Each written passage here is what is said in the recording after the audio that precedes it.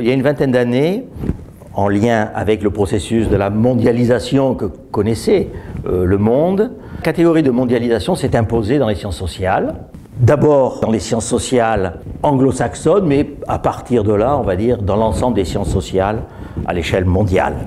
Les premiers à utiliser cette catégorie ont été les économistes, pour des raisons évidentes, parce que partant de ce qu'ils observaient, bien entendu, donc depuis une vingtaine d'années, donc ils ont essayé de réfléchir au mécanisme de cette mondialisation. Mais les autres sciences sociales, et je pense en particulier l'histoire, a vu l'intérêt d'utiliser, de mobiliser cet outil et d'analyser en effet à travers ce prisme de la mondialisation certains processus historiques du passé. Et il se trouve que dans le cadre de l'Amérique, le concept de mondialisation était particulièrement opératoire, au point que on en est venu à parler à propos de l'Amérique de première mondialisation. L'Amérique, d'une certaine manière, l'Amérique coloniale ibérique, pour être précis, est devenue la première manifestation de ce processus de mondialisation dans le cadre donc des empires coloniaux espagnols et portugais. Aujourd'hui, ce concept de mondialisation s'est banalisé.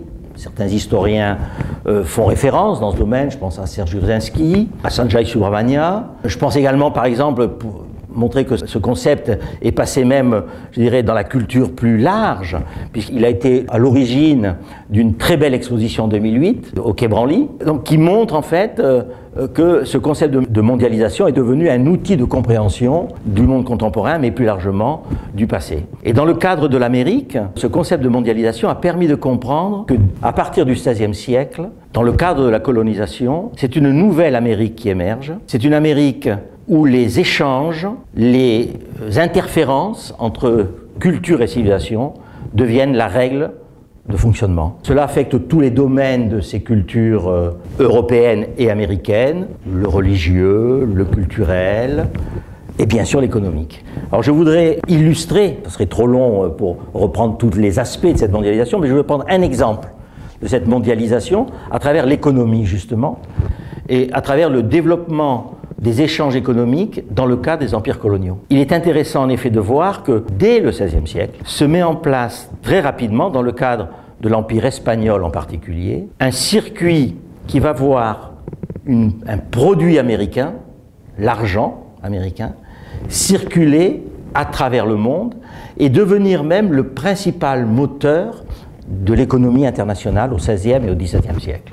Alors peut-être ça mérite un peu plus de précision. Cet argent américain, d'où vient-il? Il vient pour l'essentiel à partir de la seconde moitié du XVIe siècle de Potosí. Les Espagnols essaient de ramener au maximum cet argent qui est produit par les Indiens dans des conditions terribles. Cela arrive en Espagne à Séville, grâce à la flotte, au système des flottes qu'ils mettent en place. Et à partir de cet argent qui débarque à Séville, les marchands sévillans vont donc acheter en Europe, en France, en Grande-Bretagne, les produits que l'économie espagnole ne produit pas, en particulier le tissage par exemple.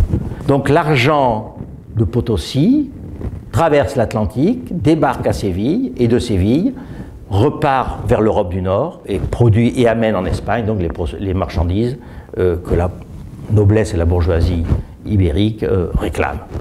Mais cet argent qui arrive, qui est à Londres, qui est à Rouen, qui est à Amsterdam, ne reste pas là. Ce qui est intéressant, c'est de voir que cet argent repart pratiquement immédiatement et refait un nouveau circuit et va irriguer une économie totalement différente et qui va donc être interconnectée avec l'économie occidentale grâce à cette marchandise.